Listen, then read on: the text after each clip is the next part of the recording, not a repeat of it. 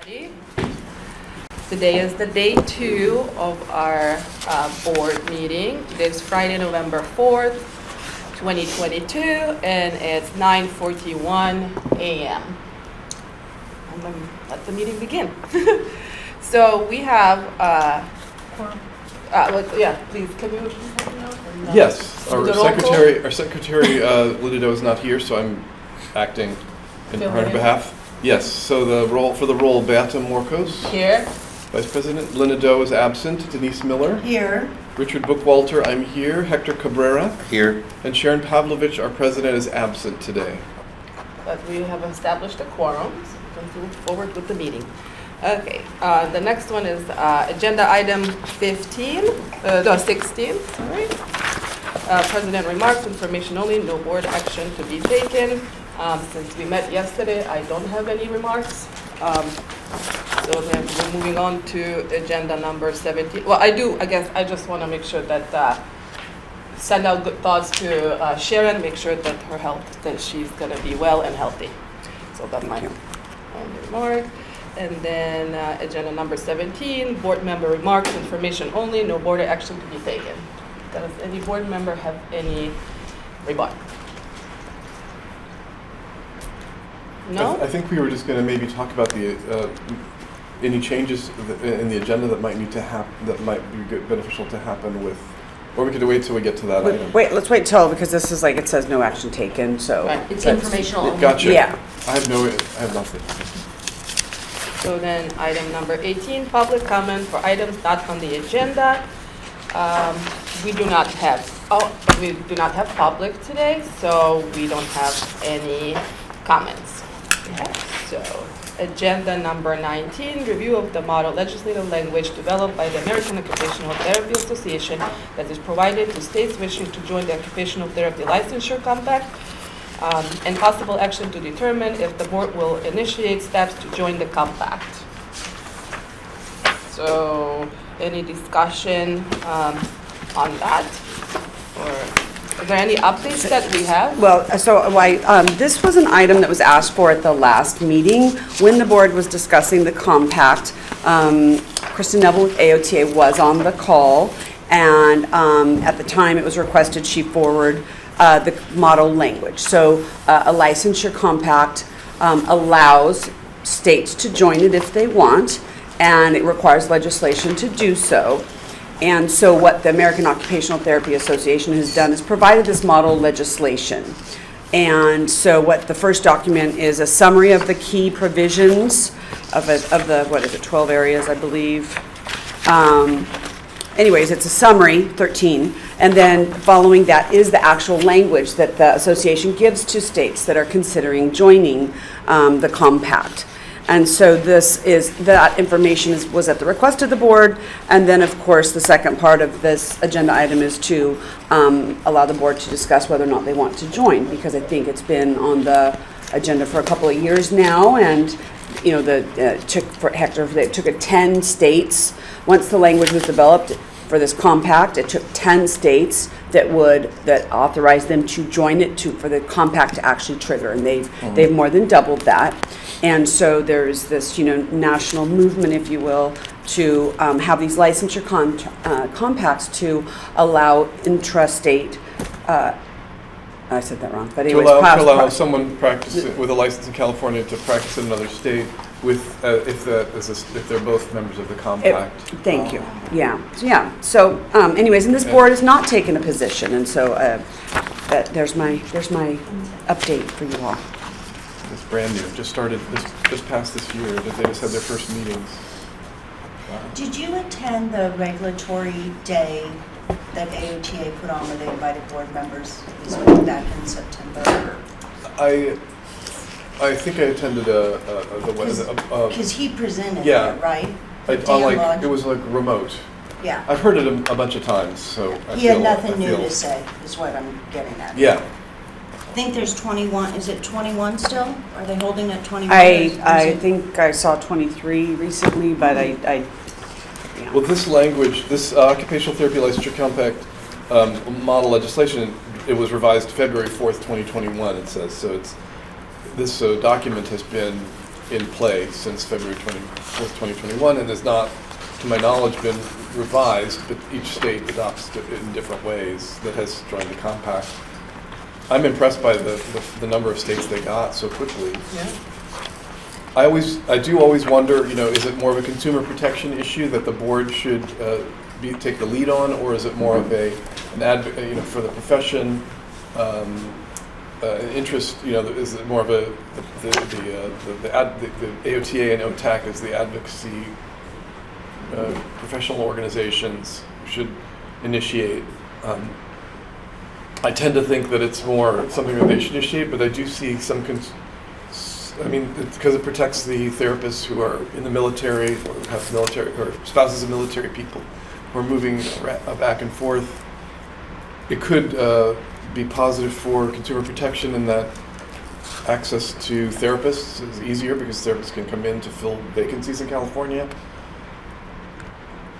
There are some maybe states that may not have quite the level of requirements that we have in California. Of course, they would be required. I don't know. So that's a discussion that we should have. I personally think it's a great idea, but. Do we have a lot of vacancies usually? We have to fill in the state of California? Right now, there are terrible shortages of therapists, of all healthcare professionals, but that's partly because of COVID and resignations, large-scale resignations. The nursing homes that I work with, they can barely keep up with the hours that are required in their Kaiser contracts because they cannot get the staff to do it. They're having trouble getting staff.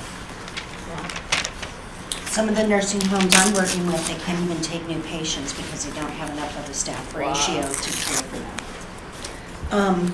I agree with a couple of things that I think are before us that I find interesting is at some point we are going to have to weigh in on this language. So whether that's today or whether that's a future meeting, it seems to me what's triggering me to say that is the number keeps going up. They went from 16 to 23 in lightning speed, and so that's post-COVID. So imagine where they're going, and at some point we will want to, as being the largest state of licensed occupational therapists, we're going to want to weigh in. At that same juncture, we serve under DCA, and I'm interested to know if DCA has any update or weigh-in on licensure compact, because if there's no go there, I'm looking for a time, trying to figure out the navigate the waters and the timing of when we have to do this. Do we have an update from DCA? No, but I can tell you there are no other California healthcare boards that are part of the compact. That stays. That continues. continues, yes. Yeah, because there was, the efforts. Well, there was some movement for a while, though. You had a brown bag on it. And That was at the request of Council of State Governments to present to the DCA boards on the compact efforts. So since there's no movement there, then it really comes down to how we want to proceed, right? Yeah, I'm not sure. This is a proposed legislation from 2021. This is a model legislation. It's not any legislation that's currently in play in California, and I would probably prefer to see comment on that when it arrives, or So you see this, so in other words, it's like nice to have, but we're still in a holding pattern for California. The options, another option would be for the board to issue a statement saying the principle of the compact is one that we support, but is there a purpose for doing that? And then the next board that comes, by the time it gets to the California board, it could be completely different. The legislation would be at a future board. None of us may even be on the board. And I understand, but I feel like as a practitioner, I could weigh in not on behalf of the board when I go to those meetings. But I feel like if DCA hasn't weighed in, I'm uncomfortable making any sort of statement before they do it. They're silent, we're silent. I'm sorry, I don't think that they would make a position. And just we're as a reminder, for example, when there is legislation, DCA doesn't weigh in, right? And that's because DCA analyzes legislation on behalf of the governor's office. So I would just caution, don't take that silence as anything and don't like base your decision on having that from DCA or not. Yeah, That was my not specifically, thanks for that clarification. My comment isn't specifically on the legislation. It was when Richard was given an option that the board could say, we agree with the compact. I don't know if DCA hasn't come out saying in support of the compact, I don't know how, I mean, can we do that? Well, they might take the lead of the boards to some degree, so, but, Okay, but yeah. I don't know if, is issuing a statement now versus next year versus, I don't know. I mean, it's just a statement or the fact that we're interested in joining it. And it seems like everybody here seems like it's a good idea to be part of it, right? Especially for within the profession. So As a practitioner, I can see the merits of it in a number of ways. Now, putting it in California, the regulatory environment of which we operate, the highly regulatory environment, I'm not sure yet with this hat of the board member that I can weigh in and say I think consumer safety is completely protected. So I'm more inclined to just stay silent because they're going to go forward whether California weighs in or not. Mm-hmm. You know, we're in a sense now, you know, so. but when he did the presentation to us, it basically they said that it would adjust it according to our regulations, right? So even if somebody would come in, they would still have to go with all of the checks that we have for the industry. They would have to follow, my understanding is they would have to follow the advanced practice rules. They couldn't practice hand Right. history without getting, So then if they didn't have. yeah, if they're still following our laws and regulations, then the consumer would be protected.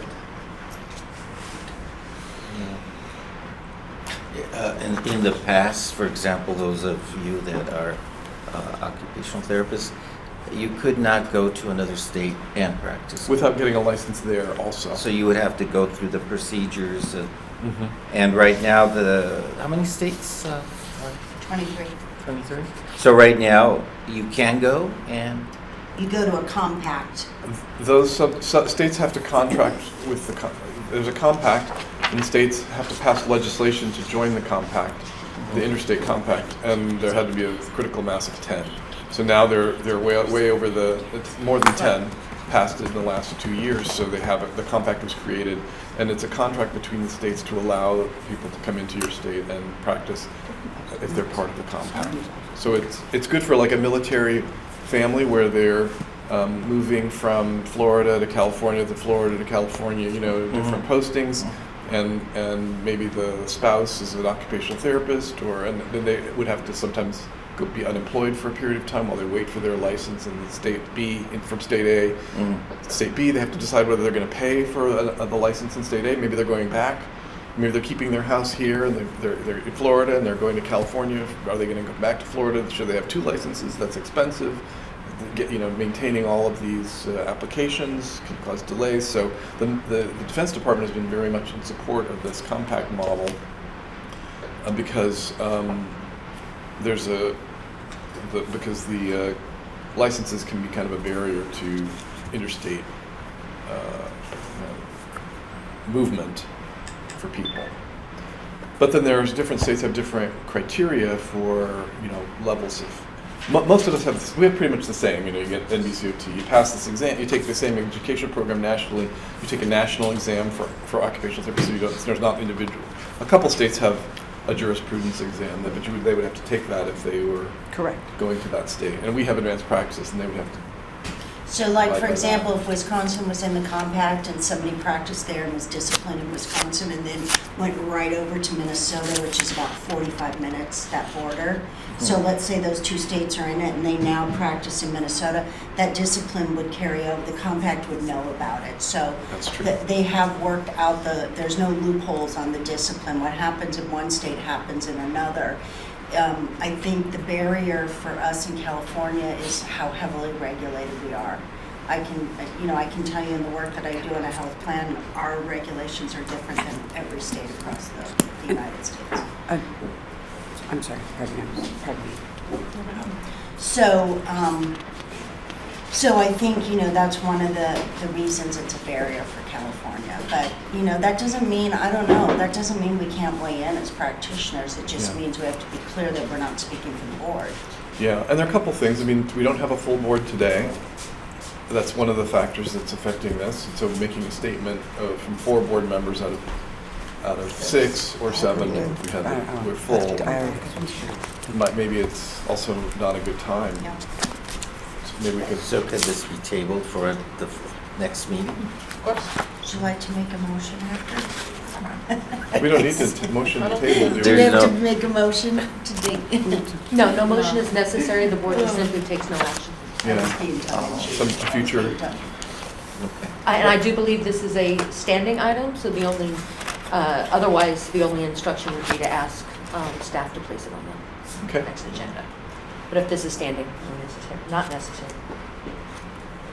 I'm comfortable with that. Yeah, we can say, just wait and see. Hopefully somebody else from the healthcare industry is going to join so we can follow them. We can find out what the they're going on. objections. Yes. I'm surprised the nursing board is not into it because they travel so much. But I guess they have vocational nursing. So. Anyway, so yeah, let's table it for next one of the next meetings we have. Okay.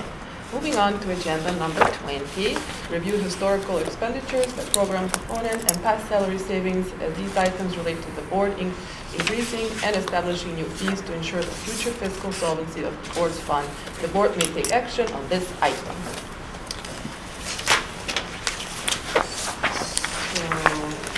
So the 2 documents, the prior year expenditures, that was a request at the last meeting that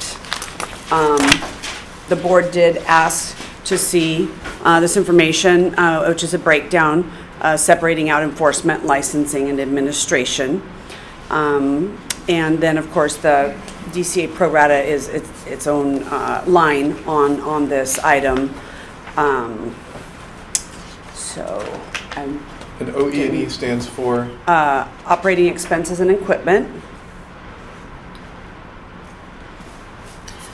Question, our other public comments, did we decide if the additional public comments about the fees were able to be addressed anywhere on this agenda, or did we hold it over for a minute? Initially, I think we were going to address it. And we talked about the established new fees. The fees are not in this material. But if it's fine with legal, then I actually have the last meeting materials, and I could pull out that information as it relates to those public comments. Well, this might, and legal, I wonder if I'm reaching here, and really where this goes is that many of the comments are about expenses, and this topic is about expenses. Can it be discussed here, is that reaching? I would not object. It does say historical expenditures and an analysis of the history and whatnot, which would include last meeting. So do we at least want to look at the public comments? So that we, Public comment number 2 under agenda item 4 from yesterday, I believe is the.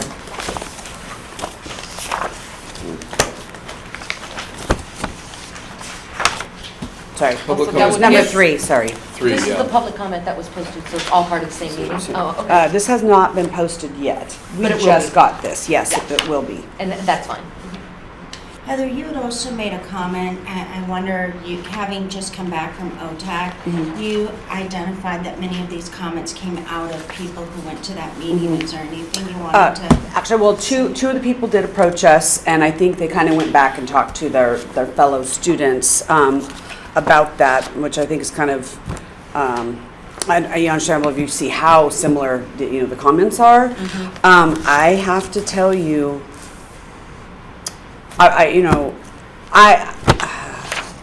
we gave them a lot of information, right? This board's been talking about this since May of last year.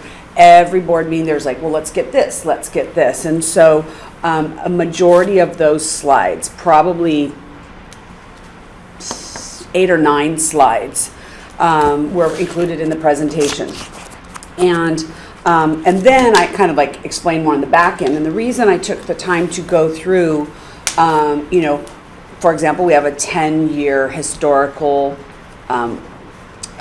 reversion of money, meaning the legislature gives us a budget and we underspent. And the smallest amount of money we didn't spend was when in the past 10 years was $90,000. And one year, the year we got 6 new positions, but it took months to fill them, you know, that year it was $500,000. That's not common. That was an outlier. That was because it was the year we got the positions, and when the positions are authorized, if they're funded, we get the money for, you know, their salaries and benefits for the year, you know, their training, their computers, their equipment, et cetera. We get all of that in the first year, and then we get just the salaries and benefits ongoing. But you get that money whether you fill them in month 1 or month 6, for example. So that was the reason, and again, it was an outlier. And so we were able to talk about historical underspending and, you know, efforts that the board made. One of the comments was actually because again, I'm sorry. So there was an increase in 2017, and then again in January of 2021. So the question was posed, you know, how do you come asking for another increase in the renewal fee when you just had one? And so, you know, and I explained that I gave them the 2 fund conditions, for example, one that was in the board sunset report and then a recent one. And I'm like, you could see, I mean, it's very fluid. These are based on projections. You spend less, there's an effect. You earn more money. And I'll cover this under my report because for the first year ever, the board's revenue exceeded the expenditures. It was a shock to me. I mean, I can't explain it, but it's a very fluid document. And so the comment from, you know, the 2 of the people, one was a licensee and one was a student, had to do with, you know, these students already, you know, have this, you know, very large student debt and this, you know, large amount of money to take the exam after just going unpaid through their field work, right? And so that the comment did come up. When asked though about why the fee increase, one of the things I said was that, you know, it was a 2-step increase in hopes that it would even out and it wouldn't be necessary to do another one. And a lot of the people there, I think 62 maybe, which I mean, it's not that many, but hadn't been licensed prior to 2007. And so when I explained that from 2001 through 2007, everyone, all OTs and OTAs, when they renewed, it was for 1 year and it was $150 a year. And so because after the board was started and it repaid its general fund loan, there was still a lot of money in that. And so in the board's fund, which is like our bank account, if you will. And so the switching to a biannual or every other year renewal at $150 every 2 years instead of seeing every year, you know, it was still not enough. So what it did is it took this very large fund or reserves is what it's called in against, but it dwindled, and it dwindled because every year the board continued to operate because it had enough in its savings account or its fund that it didn't matter that the revenue was less than the expenditures. So I explained his hopes that would have been enough, and it wasn't, except that I pointed out, and I think this is such a point for Richard and Denise here because they've been licensed since the beginning of the board, that even now, after those increases, at $270 for a 2-year renewal for an OT, they're still paying less than they did from 2001 to 2007, despite the huge increase in expenditures. The board, being a good steward of the money, was able to prevent requiring a fee increase until now. Then the board can't do it. I expected so much more backlash, if you will. I think people get it. I mean, that's one of the reasons I showed them all these different documents, like this is what we've done, this is why, blah, blah, blah. Talked about the board, you know, consider it. Had a budget committee to, you know, discuss it and take a look at, even though the renewal fee is the biggest account category, like the largest source of revenue, that there was effort to establish new fees as well to lessen the impact. So not just going to the renewal. And so Denise and public member Lena Doe, right, provided a licensee and a public member, perspective, really strategize and see like where can we do this in terms of establishing new fees. Yeah, I just have to tell you, I was very surprised. I'm very surprised. At the low level of licensee Correct. Concerns Yes. that Yeah, and then they did ask specific questions, right? Like this, well, enforcement is our biggest expenditure, right? This is the board's mission is consumer protection. And so, yes, enforcement is the biggest expenditure. Well, there's a substantial jump between 2019-2020 and 2020-2021 in the enforcement line, from 565 to 821. Yep. I'm sorry, from 1,023,000 to 1,263,000. So there's a $240,000 jump. So these fees go into effect in 2024? So that's another part. I mean, at the board's last meeting, the language that was approved, so we have to get an author to support the fee bill. So the effective date is dependent upon the legislation passing. And when that happens, I guess, just so it's recorded in our notes, where I'm going to next is, I would hope that this board could strategize, all of us together, that it could be a future agenda item, about what our outreach efforts are, that it won't just be 1 year at an OTAC conference, that we will put something together and get to the schools on a more frequent basis, whether it means we divide and conquer different schools in our region. Mm-hmm. But I think we really have to get the message out in a very transparent, effective way, because when I was on the budget committee with Lena Doe, public member Lena Doe, one of the reasons I signed up to take on this thing is I was very against the fee increase from looking at the practitioner standpoint and not really being able to get into the numbers. Well, board staff really provided. I mean, we went deep into the weeds. Public member Lena Doe asked for all kinds of materials, and we went very deep, and we really looked hard at where we could make changes that wouldn't always just, like Heather instructed, the renewal. But the reason I say that is, upon going through that exercise, at least for me as a practitioner, it became very clear that the direction, I felt very solid in recommending that we had to have a fee increase. And I think that when our practitioners see that and understand that, just similar to the presentation that Heather did at our conference last week, I think that's where I'd like to see the board be on their messaging, like very cohesive and But I just want to, so that is on the listing of future agenda Right. items, which is to develop a plan to educate licensees about why the fee increase is Perfect. needed. So that's coming. But we've done this for, at least 2 years now. We've been very fair, very transparent, so why do we need to keep on spending more time on that? Well, I mean, I think it's important, right? Because not many people come here. I'm not sure who's going to sit and listen to this meeting, right? Maybe some on a Saturday might fast forward and do it. But I mean, because it does require legislation. I mean, it's important. You don't want at the 11th hour this big onslaught of opposition letters, right? So I mean, I was so surprised about the response. And I feel like, yes, the board has discussed it so much. A lot of people don't know that, though. And I think it's almost like I kind of made a joke, like we don't have water coolers anymore, but like it's good water cooler talk, right? Hey, I went to conference. Do you know what I heard? Like yeah, I mean, I get it now, right? I was against it. Nobody wants to pay more money. I understand that, right? But I really feel like because the board has spent so much time on this and discussed so many things, I think it is important to even tell more people, because the takeaway of, the board's increasing the fees, okay, on the face of it's very negative. But I think people are smart and they're like, yeah, I get it, right? I mean, I'm paying less now, 20 years later, after how our economy has gone, I'm still paying less.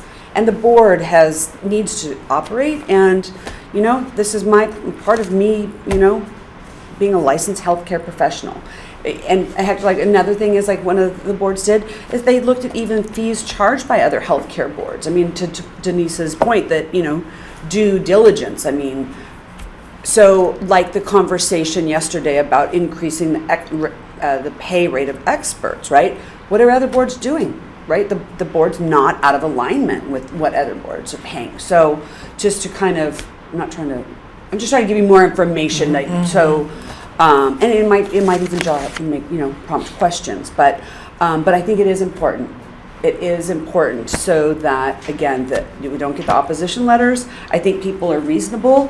I think when you compare the 2-year license fee, which is your ability to practice and make a living, and you look at some of the fees of other organizations, this board is less than some of other organizations, and those membership organizations don't get you the right to practice. Right, and that's kind of like, that's why I tell people, like, well, And that's one part, if I may weigh it, that's one part of the story that is so compelling. When I talked about strategizing about outreach, I mean going heavy on preventative with the students, like what we did yesterday. Do you know why? You know what the biggest offenses are. Do you know how much money? I mean, I think we have to break it down in terms of costs for them now. Like, every time you move and you don't give us your address, it costs this amount of money. In your world, that's 4 dresses, gas, 10 trips to Starbucks. No, I'm really... right. Make it relevant and real to... I do that yeah. in my own life. Like, Yeah. when I say to myself, do I want that? Okay, that's Starbucks. You see where I'm so... But I just feel like in these economic times, that's how we have to break it down for people. We're ahead. Everything else has gone up. This feels like it's gone up, but in retrospect, it really hasn't. And if you don't want it to go up in the future, don't violate. Right. And we'll keep it the same, or future boards can keep it the same, just don't violate. Yeah. Well, I think it's good to have it as a standing, not maybe a standing item, but a item on a repeated item on the agenda, just because when we did the last fee increase, the OTAC and AOTA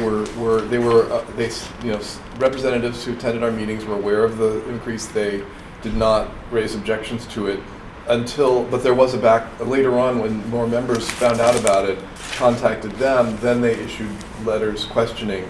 So I think that we might again see that when if we do, if we are able to find a legislator to sponsor legislation, I think we might suddenly, more practitioners find out about it. The professional associations, because of their membership organizations, have to be responsive to their members, and then they come back to us questioning it. So having it on the record is, I think, a good idea. But I'm ready to move on from the topic And just so if anybody else. I did want to say to the point though about making a plan, because the outreach plan is on the future agenda items, part of that will be bringing a plan. I'm going to work with public affairs on the messaging. Messaging for students is different than licensees, right? Or even maybe new licensees versus, people who've been licensed since the beginning. So that will come back to the board, and and then it'll be another conversation. You guys can have additional ideas. Thank you. Going back to some of these public comments, should we clarify at some point that the fees were already set the way they're going to happen, and that we will not be able to honor the 50% off to the students, right, when they file for license in the first place, right? Yeah. So that will never change. Could we clarify that to schools, or this is basically what it is. It cannot be modified. Maybe we can use that language we talked about yesterday. The board is required to be good stewards of licensing of the money and to not lose, to pay its way, and right. And this is how we have to do that. Right. Kind of. It's something that comes with the license, because you have to get your exams, you pay for that. I mean, it's just part of the setup. But where you were going, Beata, in terms of responding to these public comments, I don't know about the rest of you, but I feel like this discussion just responded to them. It's on tape, and there's a strategy with public affairs of which you could decide, we can decide to go to the schools, but responding to each of them individually, I feel like we just responded to them. Does anybody else, or am I wrong? Because I don't see No, I would letters be going out. responding to every single one of them, more just so, Yeah, like an we agree. explanation, yeah. But I don't, are you there yet, is really my question, Heather. Isn't that what you just said you're gonna do? I'm trying to prevent you having to do two Well, big that, it's letters. two different things, though. Okay. Right? One is the messaging and the plan, you know, to educate and inform people, which is different than responding to these public comments. And so then, to that point, do you feel like you have to respond on behalf of, do you feel like you have enough to respond now, or? If the board does not want to revisit the fees charged to the students, then yes. Would anybody be interested in that? So a student would pay only 50% of the actual fee? I'm not interested in revisiting the Me thing, either. but I am interested in responding to the public comments and maybe sending a message saying thank you for your comments. This is, the board has decided this. This is the There are future procedure. opportunities if they really wanted to, I mean, we don't necessarily want to invite opposition letters later, but I mean, it's, the legislation is being crafted, you know. It's draft just more legislation so being that we crafted. don't keep on getting these, you know, comments, so it's kind of clarified at schools or wherever they're getting this information from, because they're not part of our meetings. I'm sure they're not gonna go and read through all of the agenda items from, They or went to the meeting conference. minutes. They went to the Oh, they're the conference. ones who went, oh, well, Maybe we can anyways, say- we're gonna get, so if there is some sort of a clarification, this is the way it is, basically, so. We could also refer them to the recording, because this is being webcast. You could say, the board we did discuss it at our meeting. You're welcome to view the recording of the meeting when it's posted on the web. We could do it that way, because that would be maybe helpful for them to hear.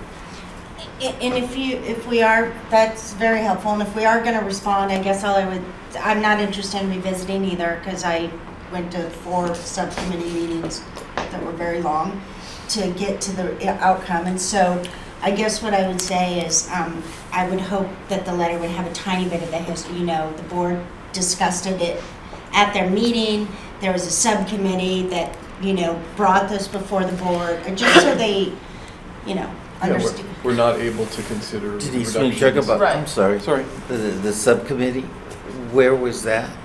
Linda Doe, our other public member, and myself were a subcommittee of the board to go deep into the budget and to bring it back to the board. So let's say we had 4 two-hour meetings. Let's say we met 8 to 10 hours. This board then equally so met about 10 hours listening and reviewing and exhausted. So we've invested a good, if we were to put this into terms, we've invested a good full-time week just figuring out how to make it work for the board's solvency and to be good stewards of this for our licensees, and this is where we are. So when you talk about a subcommittee, it was formed by how many people? The president asked for volunteers, and Lynn and Dell volunteered, and then I volunteered, and I think, Helen, this is where you have to weigh in. We can only have a subcommittee of 2, right? Because 3 means we're in a meeting. Technically, this board could have up to 3, because 4 makes a quorum. But I believe that particular subcommittee had just the 2 members, as you discussed. And when it comes to committees, we can have board members that also serve with other people that are assigned or that apply. And then they work as basically focus parties on a particular subject. They bring it back to the board for review and final consideration. It was an ad hoc committee. Okay. You'll be on one someday that interests you. Yes, it does. So how would you like to proceed with this agenda item? Do we need to? Do you have enough to write a letter, or do we Yes. have to make a motion? Nope, I have plenty of information. I will There you respond go. to them I all. There you go. You can Bill. direct staff as the vice president leading the meeting to respond. Okay, so we're gonna direct staff to respond to these letters, to clarify all the details we just discussed and explain to them that we're not gonna modify the fees. And they're We're not just- gonna revisit. And we're not gonna revisit, so. Yep. Just a nice letter. I will. Thank you. Just a nice letter. You know what to do. It's a nice letter. Sorry. I don't know. Okay. So agenda item number 21, Executive Officers Report. Ms. Martin? Okay. So you should have the two-page, it's very brief this time, report in front of you. I'll just start going through it. Operational report. So we're getting a little traction on the vacancies. We're having to re-advertise the enforcement units manager.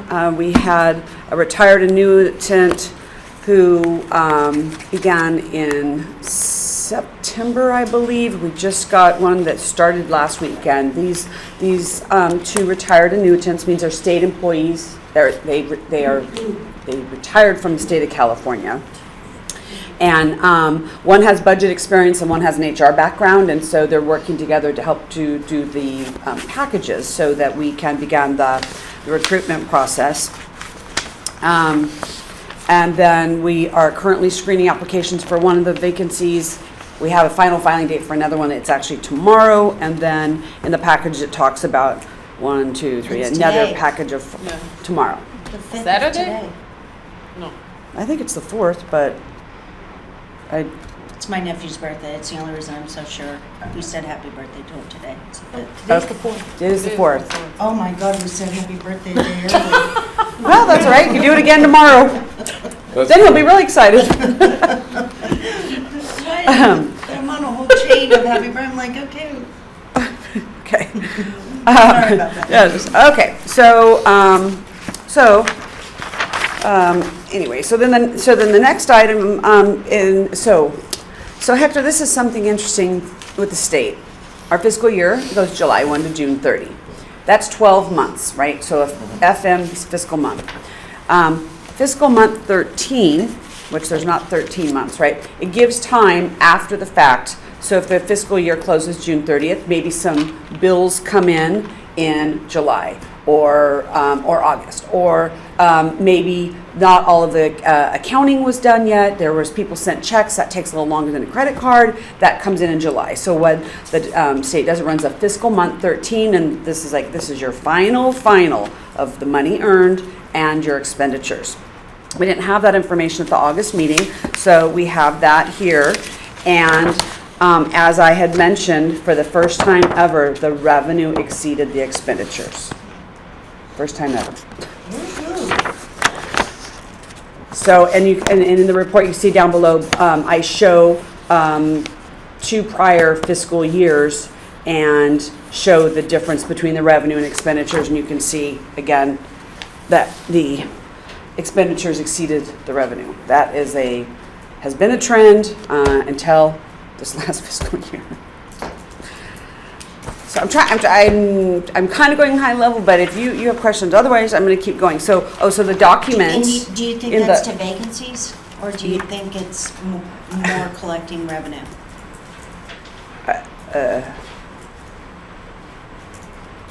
The vacancies lower the expenditures, right? So we don't spend the salary money, but it's unrelated to revenue.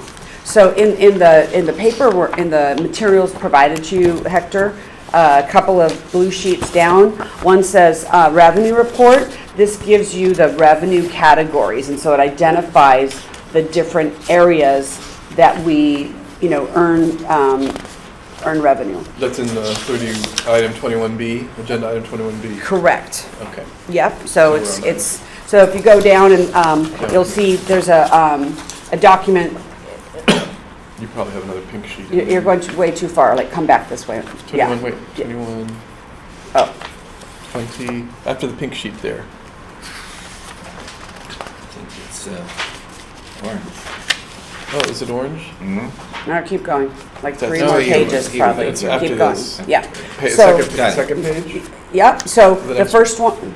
Oh. So you're looking at the revenue report right there, and so it's a 2-side. Oh, it's one side. It's a one-sided document, and it shows what the current month was, and then the year-to-date.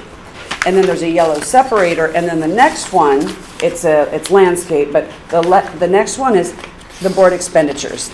And so that information is provided at every board meeting. So to the board members' comments about, well, it's been out there, here is, 4 pages showing exactly where the board does spend its money, right? We're not putting in bamboo flooring in our offices, right? I mean, it shows you office supplies, travel, staff salaries and benefits, printing, postage, etc. So this very detailed information is provided at every meeting. Again, this is from last fiscal year, the fiscal year that ended June 30th. And following that document, the next one is through fiscal month 2. And so it showed the current month and year to date for revenue earned through August 31st. And so again, it shows the category of revenue and how much is earned. So for example, looking at the top, you can see people renew their licenses late, they pay a fee for that. The delinquent fee, if they renew late, is 1/2 of the renewal fee. This board earned $7,000 in 2 months for people who don't renew their license on time. Which is easily avoidable, right? But when they looked at the fee increase, they looked at fees like that to see, well, that, if you can avoid a fee increase by adding to the delinquent fee, that's one way of capturing some revenue. That's exactly to what keep we it did. down. Yeah, that's what she and Linda did in their subcommittee. Well, you know why? Because the offenders should pay instead of the people who are good licensees and who are doing what they're supposed to do and paying on time. We tried to soften the blow to them because it always went to just the renewal fee. So we looked at all the fees and said, you're right, based on the input, you're right, licensees, we should be, in a sense, detrimenting or, punishing in a sense the offenders. So therefore their fee. Now, just curious, did the retirees at conference say anything? Was Nope. there any retirees in the audience? We even had a slide showing the fees. Okay. We included That the was the one one I was document that most showed what the current revenue was, and then that little bold underneath showing with the fee increase, it means this much more. When you're a retiree, you don't have to go to the OTAC conference to get continuing education. We'll get it. We'll get the information The one I later. thought would say the most though was at Yeah. So anyway, so just again, this is the information that we provide, monthly, and here we are, 2 months and 524,000. But if you look at the very next page, which again is the same expenditure document, except it's for the 2 months, July and August, and then you can see that 620,000 is more than 524,000. So, and I guess I'm using jargon, but when I say things are very fluid, it's 1 month makes a difference, right? We use what are called the actuals, like the actual revenue earned and expenditures for the prior fiscal year. But then we use projections, for the future. And so,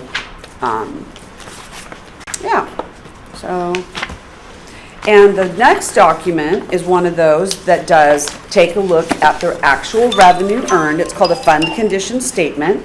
And looking at the actual revenue earned in fiscal year 2021-22. And then we have, projections. And if you flip to the second page of that document, the very last line says months in reserve. And that, again, that's a mathematical calculation of how many months of operating expenses the board has, and you can see the downward trend, 5.2, 3.2, 1.2, and then in 2024, 25, it's negative. As a state agency, we can't go negative. We'd have a deficit in 20. Right, you just can't, fiscal year you can't go 20. negative, which means that we need to have a fee increase, occur prior to or during that fiscal year. Or lay staff off or some kind of thing, right? Yeah. Not fill those vacancies, and yes, the services will continue to go down. Yeah. There We will don't be wanna delays do- in processing of That's only 2 applications. years, it takes a while for legislation Mhm. to get passed. Yes, If it's already almost 2023, and that's why we'll be working this yeah. fall on trying to get a fee bill introduced, so that if the governor does sign it next fall, it goes into effect 1/1 of 2024. Do you have a potential list of sponsors that you're looking at? I have something in the works, but I don't have names to share yet. Okay.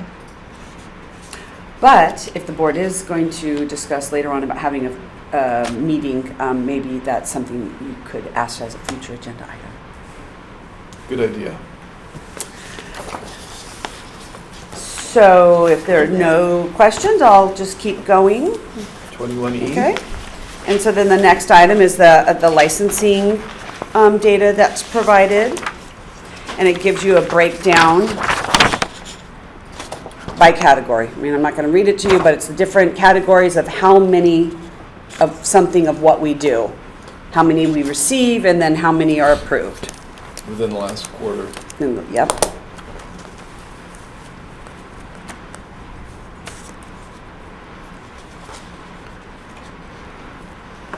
Okay. Okay. See anything, you have any questions, Hector? Because, No, I'm Yeah. just okay. looking it in here. So, the next one, this one's a little bit out of order. 21F?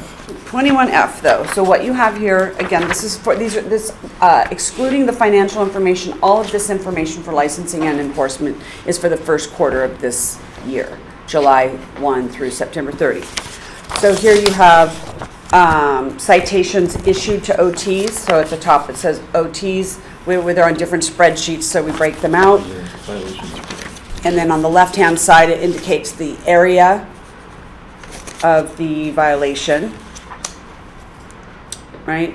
So, for example, ULP is unlicensed practice. That means 2 people got citations for either practicing before their license was issued or one it was expired. And the one next to it, number 3, which is the highest category, because this was a very low quarter, but PDU, remember we talked about that earlier, professional development units, they have to do that for renewal, and they didn't. 3 people. So they got tickets. Does it look like their violations are going down a little bit? 'Cause this is, No, this is because we don't have an enforcement manager, and there's just a backlog. okay, good to So, know. you know. So, and then this FTC, failure to cooperate, that means they ignored the board when the board was performing its investigation. Oh, yeah. And so, to Denise's point, all avoidable, right?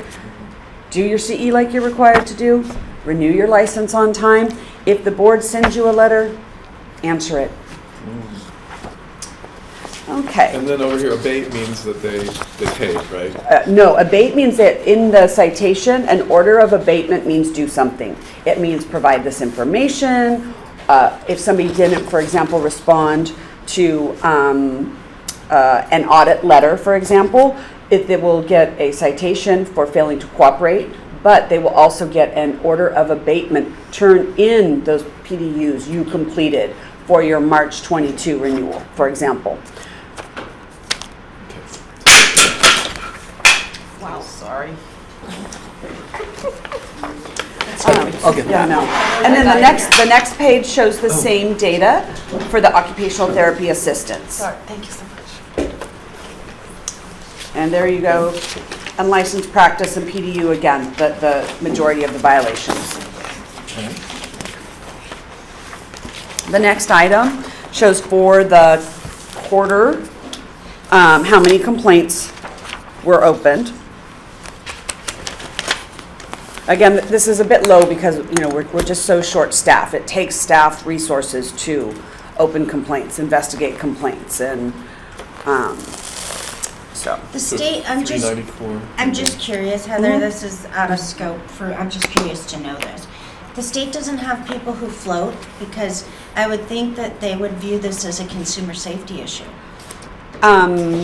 Well, that's why we had a retired annuitant who was helping with this He's going to come back in January. We actually did, that was part of my report as well. We just submitted this week another request for someone to come in. So I don't have floaters, but yes, we can complete a very large package and submit it to HR request that we could hire a retired annuitant as a temporary And way I to address saw that all that. over your report, so I know Yeah. you're on top of that. Yeah. But that's how we do it then. Yep. Okay. Yep. And then, so, down at the bottom, total cases pending at the Office of the Attorney General. So if someone's violations are so egregious that a citation is inappropriate, it doesn't match the level of the violation, they're referred to the Office of the Attorney General, and we go through the legal process. Also, another way that a case can be transmitted over there has to do with if somebody gets that citation, order of abatement says turn in these 24 PDUs, and they don't do so after they signed a renewal. I promise I did this, right? And the license is renewed based on that statement. And the citation says you must do this, and they don't, they go to the AG's office. Escalated. Yep. Cease Up to practice AG. orders. This is a kind of unique thing to the healthcare board. Oh, sorry. Did you on this list just want to tell them what told means? We're not there. Well, I'm not there yet. Oh, I thought you were there. Sorry. No, I'm back a bit. Cease practice orders are as a unique thing. It's unique to healthcare boards. So if a licensee is on probation for substance abuse issues, and part of that includes that they test, if a licensee tests positive for a banned substance, a cease practice order is issued. It's immediate, and they and their employer are both notified, and that removes them from practice because they tested positive for a banned substance. So it's a consumer protection issue. So it's, when you say banned substances, it's like, Drugs and alcohol.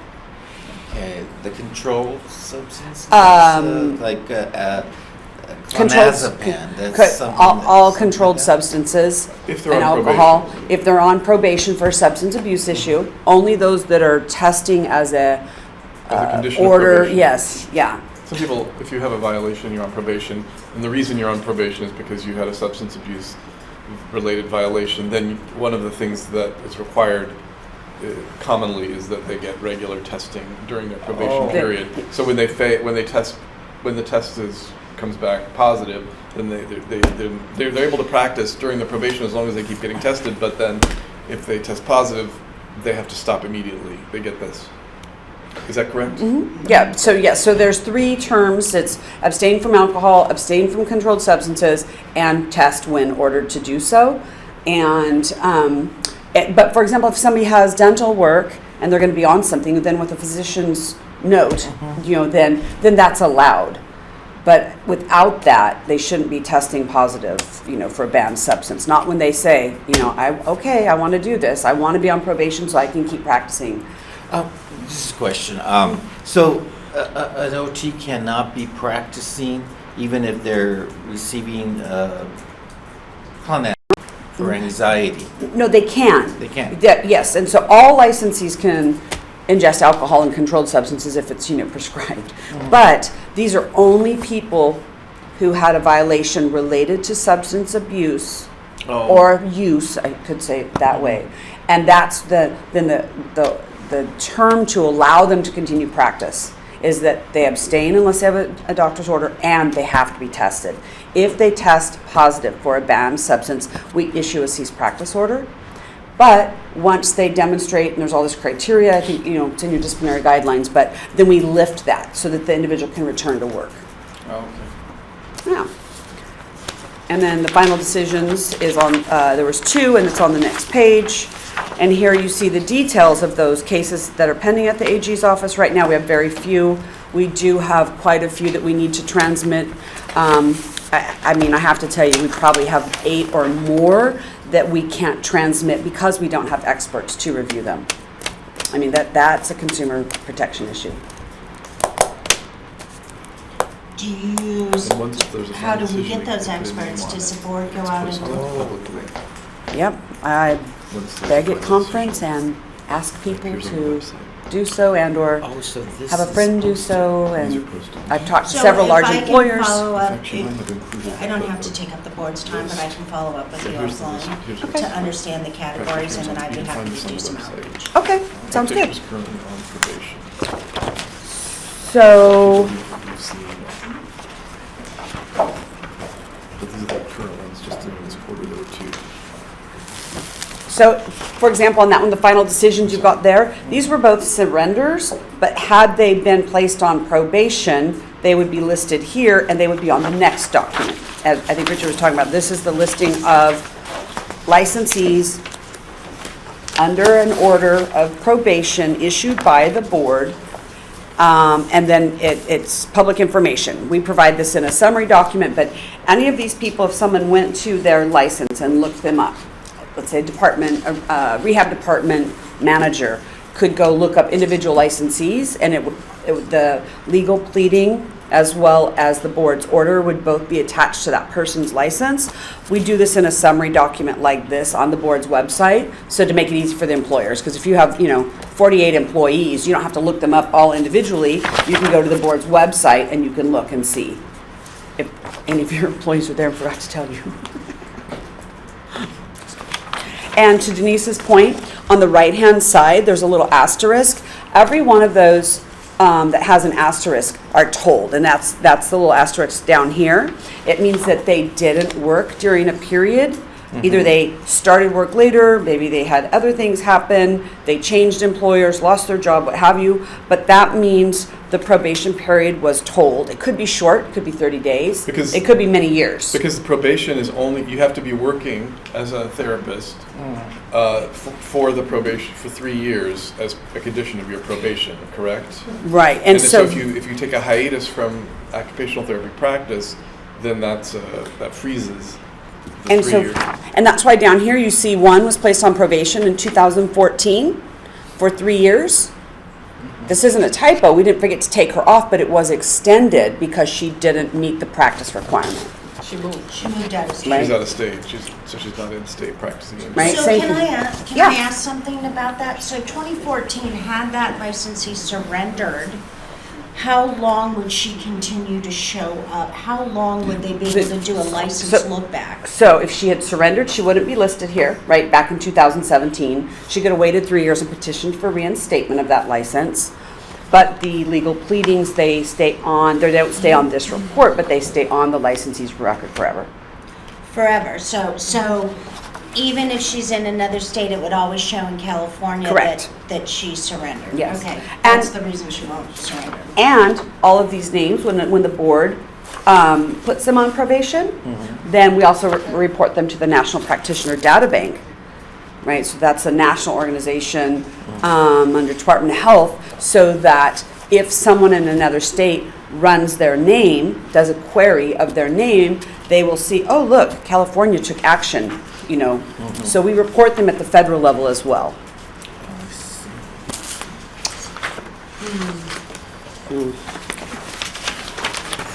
Okay, so the next item is listing of future agenda items. Because sometimes the list is very long and sometimes a bunch of items get on and sometimes few do. That's one of the reasons they're shown in strikeout. That means that it was prioritized at the prior meeting and then that's on this, agenda. So we do it in strikeout so the board can, see the progress. So, for example, 4 and 5, keep the fee study, provide a report about why the fee increase as well as the outreach plan, like that will be on the next meeting's agenda as well. And- So we could move number 2 up from future Correct. agenda items? Yes, Okay. because today, what we're going to do is have you guys take a look at these, and then they will be moved up, and so it'll say, items prioritized for the February meeting. It looks like 2 and 3 should be combined, 2, 3, and 4. in a sense. and 4, yeah. Yes, and so, and you can see in the middle of 5 at the top where the strikeout is, that's because that was prioritized, and we provided it in its own agenda item, right? So, Could we possibly look at a report on what it means to be an expert reviewer and move that up to our February agenda so that we can start some outreach on that as well in terms Okay. of getting we could make it committee members, and I see that one item's there, but if we could add to committee members, expert reviewer, then we at least are reaching out to our licensees to join some of these things. Okay. But those are two different things. I'm sorry if you could Do you want to just- keep them separate? Yes. Okay, that's fine.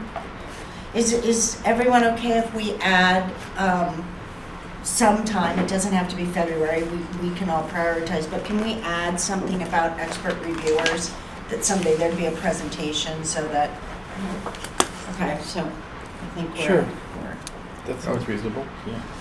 I'm looking at 9, the second bullet under 9, which is consider whether advanced practice approval and hand therapy is required to treat tunnel syndrome, repetitive should motion have- injuries. That should have had a strike through because that was an we agenda have- item yesterday. That was an agenda item yesterday, so we can cross that one out. Do you want to move, how do we go about attacking the suture removal? Who do we have come before us? Wound care? OT's Yeah. practicing in wound? I mean, well, maybe if in February there's outreach about, getting more people on the committees, then these items could be considered by the practice committee Okay. after the February meeting, and then their recommendations and/or report could come to the board at the May meeting.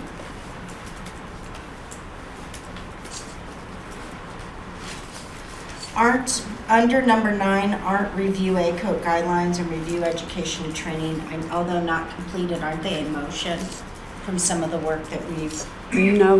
Uh-uh. It's about considering reducing advanced practice education, so it goes into, so until those ACOT guidelines come out, we're not, yeah. No, the ACOT guidelines have come out until the but committee the discusses committee it. hasn't discussed it. Our practice committees, right? Right. Correct. But they are, the ACOT guidelines are going out for review. I know they've updated them, but she said something about they're coming out for a review. in But December. remember, there's also 18 months for the schools to get compliant. So this is to talk about the current ACOT guidelines and how it relates to the board's advanced practice requirement and whether or not the board could eliminate that for one or more of the areas, which is not to say it can't be reviewed again, but I mean, you have to wait for the new ones to come out and recognize that That's- there's that yeah. other effective date, right? So So Well, these stay down here, yeah. We they're made not- the verbal comment yesterday about how we want to, have a performative element to the ACOT guidelines for advanced practice areas. Did we want to put that on the agenda as something like a written comment for them? Or to consider, further comment? I mean, we gave her some feedback yesterday. But the board might want to write something up and put that on the agenda. And consider that question, for making further.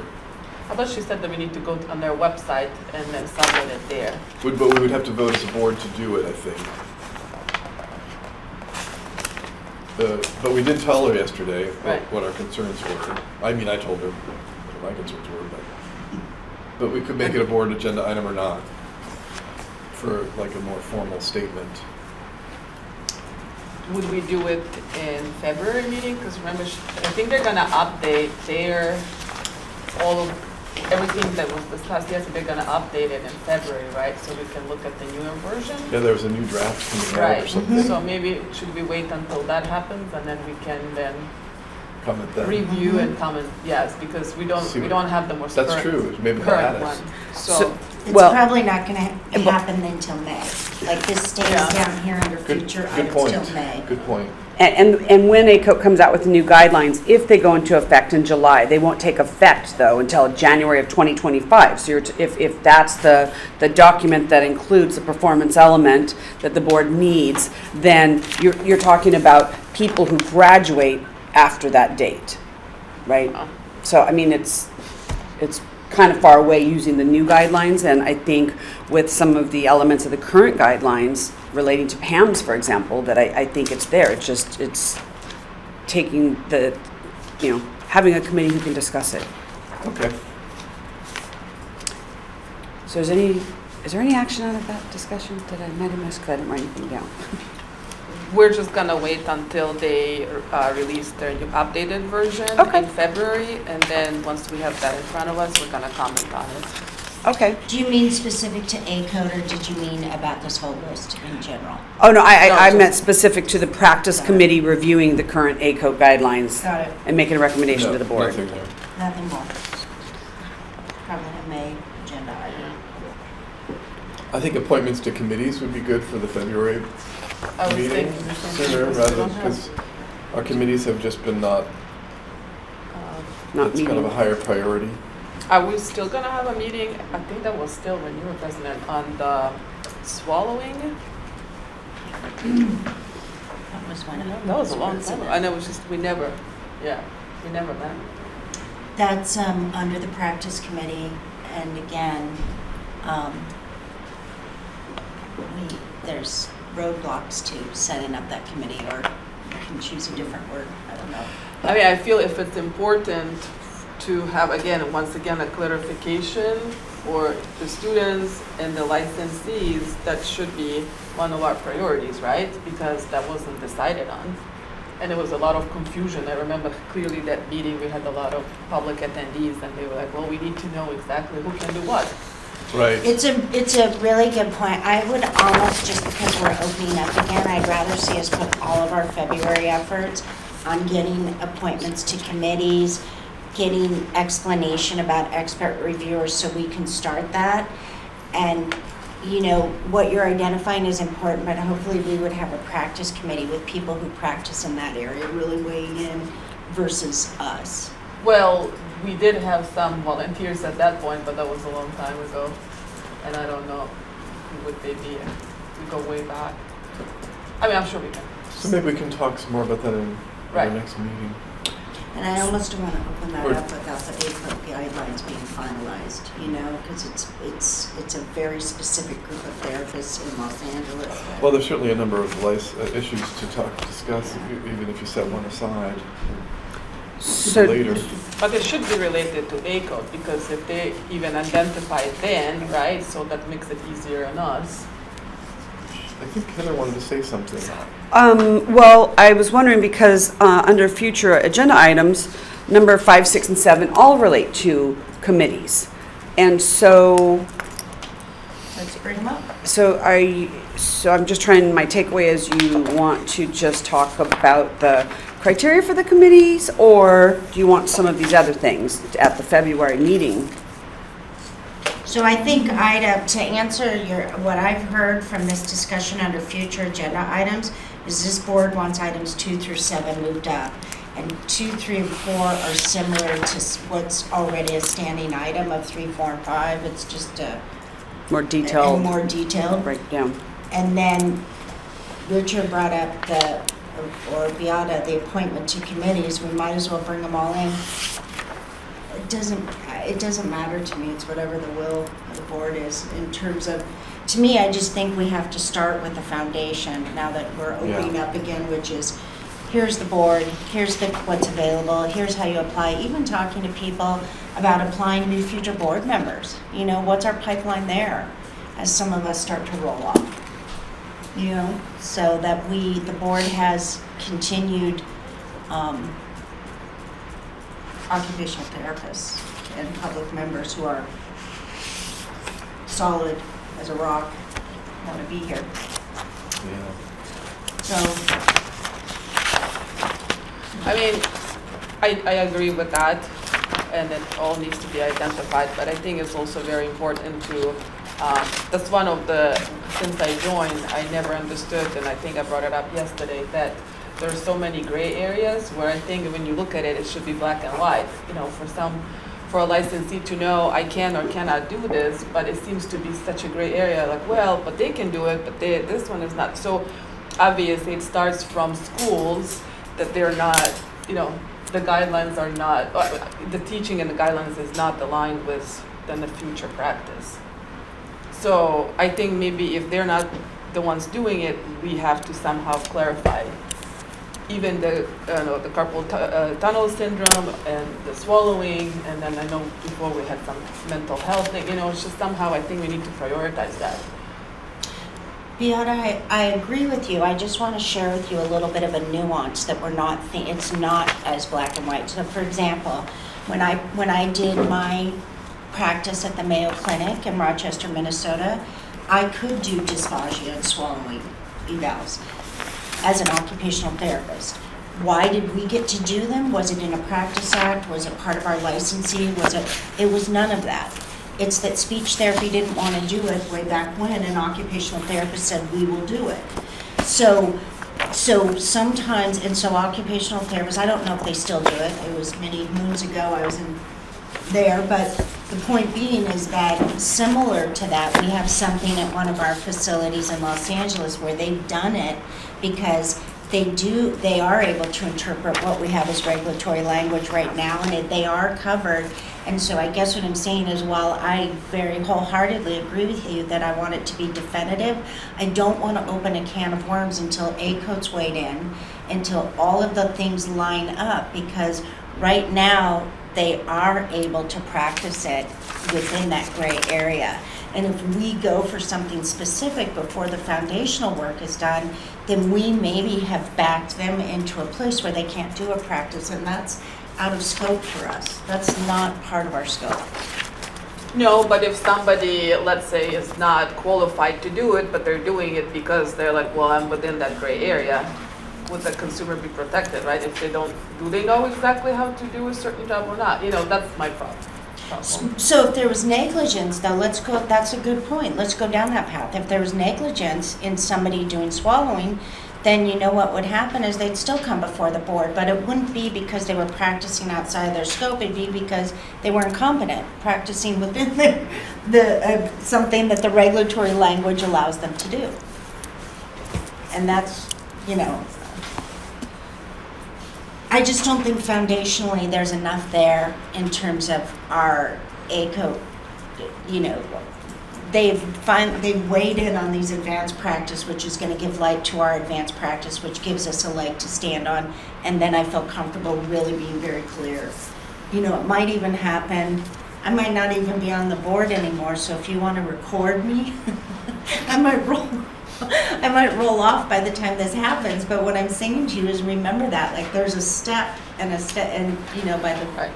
Well, because yesterday it was not mentioned in any of the presentation that Teresa did. That's the only reason I'm bringing it up. So if they're the ones who will set the rules in a way, right, then we should tell them about it. That could they include this or not? Or they just want to keep it gray. Or I might pick up the phone and call all those practitioners who came to the license board and let them go to ACOT. I feel like it's out of scope for me to, you know, as long as it's in the regulatory language on this board, I'm good. You know. But it's not, and it's not in ACO either, so that's, Just maybe a little background, because this has been for the practice committee, the laundry list of things that needs to be done. I can tell you it's been on here for a year probably, and at the time it wasn't about swallowing. It, for example, was about PAMS, and that's because those new ACOT guidelines And it was about feeding. Who could do the but- feeding evals? Well, that Yeah. people can do that if they have advanced practice approval by the board. They can already do that. But to not be a barrier to entry to new graduates, if, again, the advanced practice requirement is that licensees have additional on-the-job training and additional education in order to demonstrate competence in a particular practice area. The ACOT guidelines have really expanded regarding the use of physical agent modalities, and I believe the swallowing issue is like coming up new because of this conversation or the presentation yesterday, but this item was actually to really take a look at the current guidelines and as it relates to PAMS to determine whether or not future graduates, this date TBD, even need to go through that practice or that process, of acquiring additional education and, you know, on-the-job training. Yeah, so we need the committee to look at how many hours again was it for swallowing and training and education, and what was the content areas, and then compare it to the ACO guidelines and say, are people getting this equivalent in their entry level education or not? And then if so, then maybe we don't need these anymore. But if not, then we may need to retain these. Or if there's something in between, maybe we need to modify these. So that's really, I think, what we're looking at with the practice committee. So hopefully they can meet and do that. So items under the agenda items not yet prioritized. I heard 2 through 7. Is that what that would be moved to the February meeting agenda along with appointments to the committees and the expert witness criteria? If we can, that would be great. I think that would be great. Are we keeping the 2 and 3 or 2, 3, and 4 separate or combining it? We could leave that up to the president and the executive officer, I think. I would be Yeah, okay because with they that. set the final agenda, so I That's agree what with we that have too, to- just. Can you remind me, discuss the potential to cost sharing with California Occupate for the employer letter? Is that the letter we worked on for a while? Yeah, it's a similar letter. The letter that went out to all licensees was geared towards licensees. Then the Fieldwork Council had also drafted another one for large employers, and that one has not been sent yet. So wondering then if that's been worked on and it's just a matter of not being sent, should we move that up to get that? Well, it's hard to know, isn't that the It's not committee it's not Sharon? finalized, and so Isn't that the committee Sharon runs? It's probably hard to say without her. well, no, I can tell you the letter's not done. Oh. So, no, the Fieldwork Council provided 2 versions. The committee at the time, the field, I thought you were on that one, the Fieldwork? I was. Yeah. So, except that because the letter was going to go with the president's signature and, the state has a certain way that they do things, that letter was a great recommendation. There were some edits made before it was sent out. So if you'd like this to be moved up to February, I mean, that makes sense. I mean, I don't disagree. I think it costs $14,000 to send that, so obviously the cost would be less to send it to all these, large employers, except that if there's cost sharing and the programs benefit from it, then I think it's worth you all talking about that. We could put it on the agenda, and if it's nothing's ready by February, we could just push it out, but then we can put it on Okay. February. So items 1 through 7. Okay, 1 through 7 to Fed. Okay, all right. that's enough. And then number 9, we have many things that will flow into the next meeting, which is May. Right. As long as there is enough people appointed to the practice committee that can have a meeting to discuss these things, and then if that happens, then yes, their recommendations and the report would come to the May meeting. Next. So the next item, so this is new, and I was very happy that legal worked with me on this. Excuse me. Excuse me. Sometimes the board asks for things and asks that it be brought back, and so it's not necessarily an action item. For example, agenda item 20, asking about historical program expenditures and past salary savings. Those were their own agenda items, but sometimes it's just information. It's data that doesn't really have an agenda item for it. So you'll note it does have the qualifier on here, whether it's data or it's information, it says no board action can be taken. If there's ever something in this category and the board wants to discuss it, it'll have to go on the future agenda item list. Okay. But when we talked about that there was an asset management audit, this is something that the board asked that be brought back. And so the board's audit is here. It's informational. If you all read it and you Yeah. want something out of it, then, you'll have to ask for it. Do you would like anybody to take a break, a 10-minute break? Okay. Yes, please. Okay, so it's 11:04, let's do 11:15. Okay. Meeting will back Yes. to 11 to 15. So it's 11:16 morning, let's resume our meeting. Can we please take a roll call? Beata Morcos, Here. Linda Doe absent, Denise Miller, Here. Richard Bookwalter, here, Hector Cabrera, Here. Sharon Pavlovich, absent.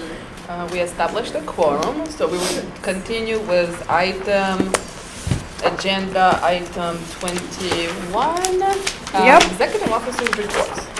So- 21G. G. Yep, so the audit report was under item G, and the rest of the items actually should have an H cover sheet, so my apologies for that. But that, again, they're all informational. It's Breeze updates. Hector Breeze is the computer system that staff use to process things. But then there's an outward component, and that's that applicants and licensees can do things on their side, and that all integrates. These are things that have happened. And then you have, what else? There's a list here.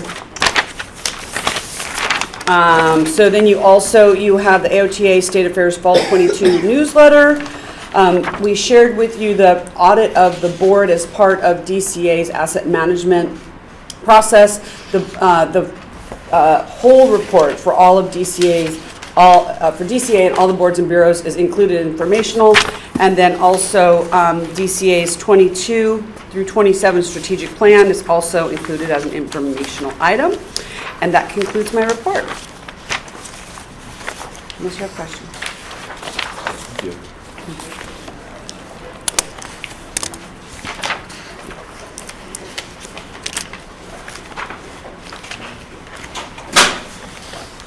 Can we ask questions about the report, or? Yeah, of course. I'm just noticing that OT is not listed on page 11. Okay, hang on. So it talks about the breakdown of the audit universe of DCA capital assets. Okay, hold on a in January second. 1st Let me get there. One moment, please. Page 11. and 12, page 11 and 12. And is that, I was wondering if that's because there wasn't. Hold on, let me just read this one quick. Let's see.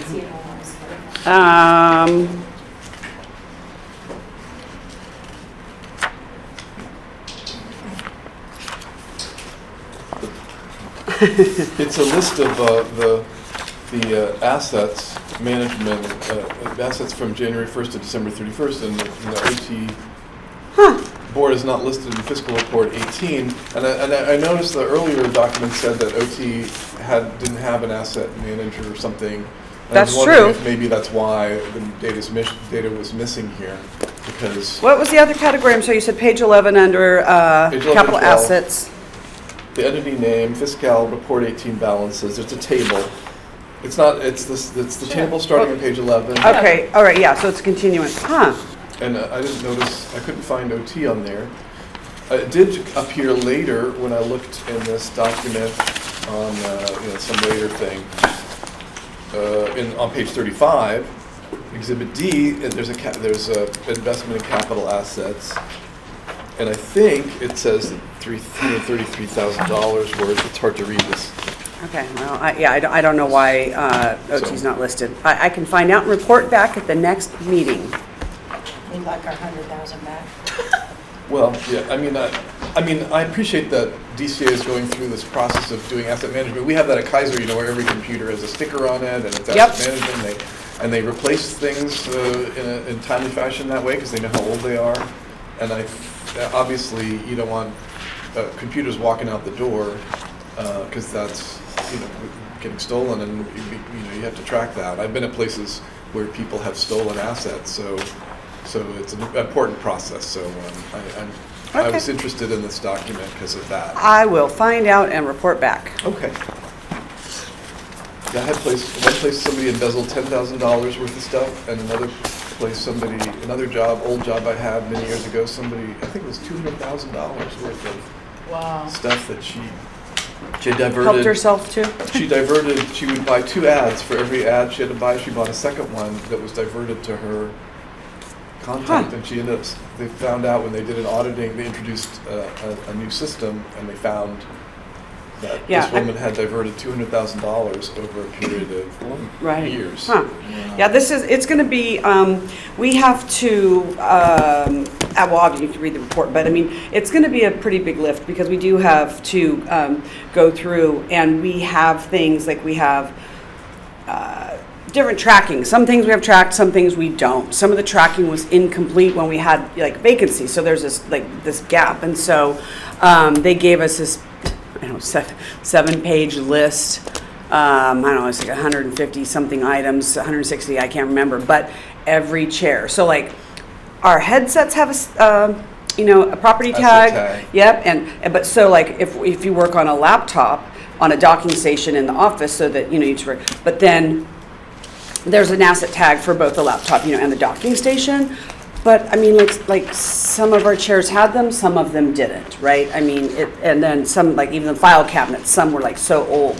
So anyway, but we're gonna have to, go through, itemize everything, and turn it in, and I'll find out about this though and report back.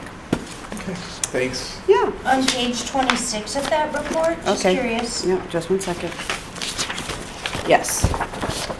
it says we had a date of our record retention schedule to May 17th. Are we on track with that? No, we have to do a new one. Okay. And you will, but Yep. And there's a process for that because doesn't just go to DCA, it's actually filed with the Department of General Services. It's, for example, board meeting materials, keep for 50 years, other things, 3 years, so. Yeah. When are we gonna have our next strategic plan?